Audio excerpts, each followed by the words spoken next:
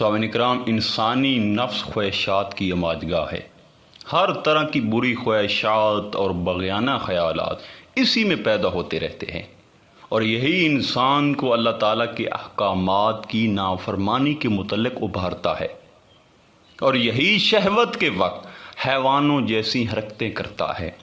غصہ میں یہ درندوں کی طرح اظہار وحشت کرتا ہے۔ جب بھوکا ہوتا ہے تو حلال حرام کی تمیز کھو بیٹھتا ہے، اور جب سیر ہوتا ہے تو باغی، سرکش اور متکبر ہو جاتا ہے۔ الغرض یہ کہ انسان کا نفس کسی حال میں خوش نہیں رہتا۔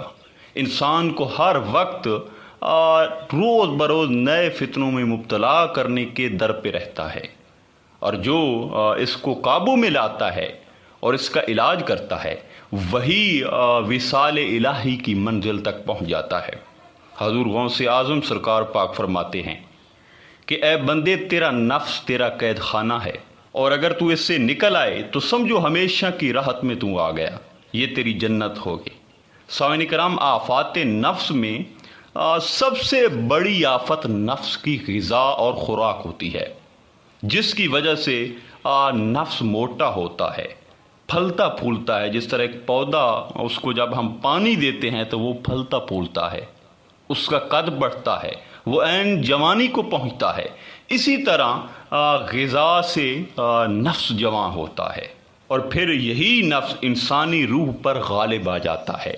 یہی خوراک جو ہم اس نفس کو دیتے ہیں یہ انسان کو ذلیل اور رسوا کرتی ہے۔ اب نفس کی غذا کیا ہے؟ دیکھیے، ویسے تو ہر وہ چیز جو باطل اور حرام ہے وہ نفس کی غذا ہے، مگر ایک اہم غذا، ایک اہم خوراک جو نفس کو وجود کے اندر مرنے نہیں دیتی، جو نفس کی مرغوب غذا ہے اور انسان کو ہلاک اور تباہ کرتی ہے اور اللہ کی قربت کی سعادت سے محروم کرتی ہے، وہ ہے خود پسندی، یعنی اپنی تعریف کا اچھا لگنا، اپنے آپ کو پسند کرنا۔ تصوف میں اسی لیے خود پسندی کو شدید کفر کہا گیا ہے، اور یہ وہ مرض ہے، نفس کی وہ غذا ہے جس میں ہمارا معاشرہ بری طرح پھنسا ہوا ہے۔ حضرت ذوالنون مصری رحمۃ اللہ علیہ فرماتے ہیں کہ اس سے زیادہ اللہ کی بارگاہ سے بندے کو عزت نہیں مل سکتی کہ بندہ اپنے آپ کو ذلیل سمجھنے لگ جائے، اور تذلیل سے بڑھ کر کوئی عزت نہ سمجھے۔ مراد یہ کہ انسان یہ سمجھے کہ میں سب سے کم تر ہوں، میرا شعور دوسروں سے کم تر ہے۔ سب سے بہترین عزت یہی ہے کہ بندہ اپنے آپ کو کم تر سمجھے۔ اب یہ چیز یعنی ذلت و رسوائی خود پسندی کے برعکس ہے، جو نفس پر قیامت بن کے ٹوٹتی ہے۔ اب اسی میں نفس کا علاج چھپا ہے۔ بلکہ ایک مرتبہ حضرت بایزید بسطامی رحمۃ اللہ علیہ نے ایک بار اپنے نفس کو اپنے وجود سے باہر نکال کر دیکھا۔ جب اسے باہر نکال کے دیکھا تو وہ چھپکلی کی شکل کا تھا، سوائے سر کے سب مردہ تھا۔ حضرت بایزید بسطامی رحمۃ اللہ علیہ نے نفس سے پوچھا کہ وہ زندہ کیسے ہے؟ کہا کہ میں نے تو بہت سے مجاہدات کیے ہیں، اس کا زندہ رہنا بنتا نہیں ہے، زندہ کیسے ہے؟ تو نفس نے جو ہے وجہ بتانے سے انکار کیا، کیونکہ اس میں اس کی موت پوشیدہ تھی۔ جب حضرت بایزید بسطامی رحمۃ اللہ علیہ نے سختی کی تو نفس نے بتایا کہ لوگ جب حضرت بایزید بسطامی کہتے ہوئے ادب سے آپ کے سامنے جھکتے ہیں اور آپ کے گھٹنوں کو ہاتھ لگاتے ہیں تو خوشی کی ایک لہر سی آپ کے وجود کے اندر داخل ہو جاتی ہے۔ بس وہی جو آپ کی تعریف لوگ کرتے ہیں میری خوراک ہے، جس سے میں زندہ ہوں۔ سامعین کرام، رمضان المبارک کا مہینہ تھا، جمعۃ المبارک کا غالباً روزہ تھا۔ آپ نے روٹی پکڑی، یعنی حضرت بایزید بسطامی، تو اسے کھاتے ہوئے بازار کا چکر لگانے لگے۔ اچھے وقتوں کے لوگ تھے۔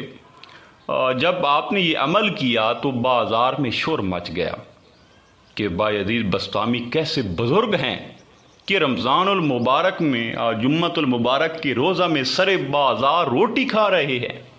ہر شخص آپ کو ملامت کرنے لگا۔ جب آپ واپس آئے تو دیکھا کہ نفس تو مر چکا ہے۔ جب آپ کے ایک خاص مرید نے آپ سے سوال کیا، یا حضرت، آپ نے جمعے کا روزہ کیوں توڑ دیا ہے؟ حالانکہ آپ تو اللہ والے ہیں، بڑے پرہیزگار ہیں، اس بات کی ہمیں اس منطق کی سمجھ نہیں آ رہی۔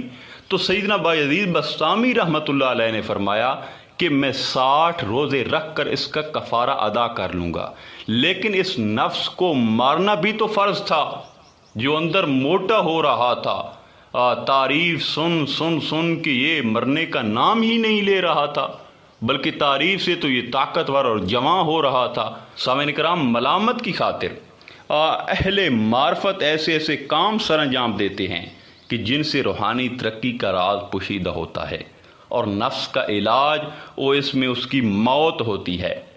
اور دوسرا، لوگوں کی نظروں میں خود کو ذلیل اور رسوا کیا جاتا ہے تاکہ نفس میں مزید عاجزی پیدا ہو اور گمنامی میں رہیں۔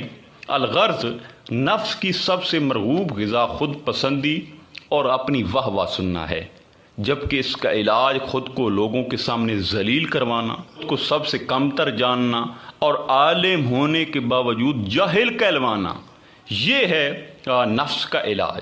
لیکن یہ علاج بڑا سخت ہے۔ آج دیکھیں کہ ہر کسی کو عزت نفس کتنی پیاری ہے، بلکہ آپ آس پاس دیکھیں اگر کوئی کسی کو گالی دے تو بدلے میں وہ اسے گولی مار دیتا ہے، استغفر اللہ۔ یعنی ایسے ایسے یہ نفس انسان سے ظلم و ستم کروا رہا ہے۔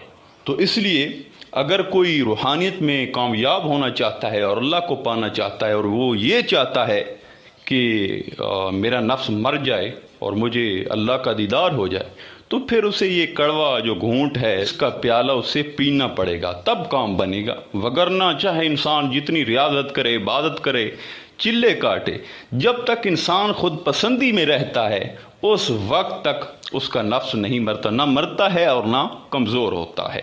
آخر میں دعا ہے کہ اللہ تعالی ہم سب کو نفس کے تمام فتنوں سے محفوظ فرمائے۔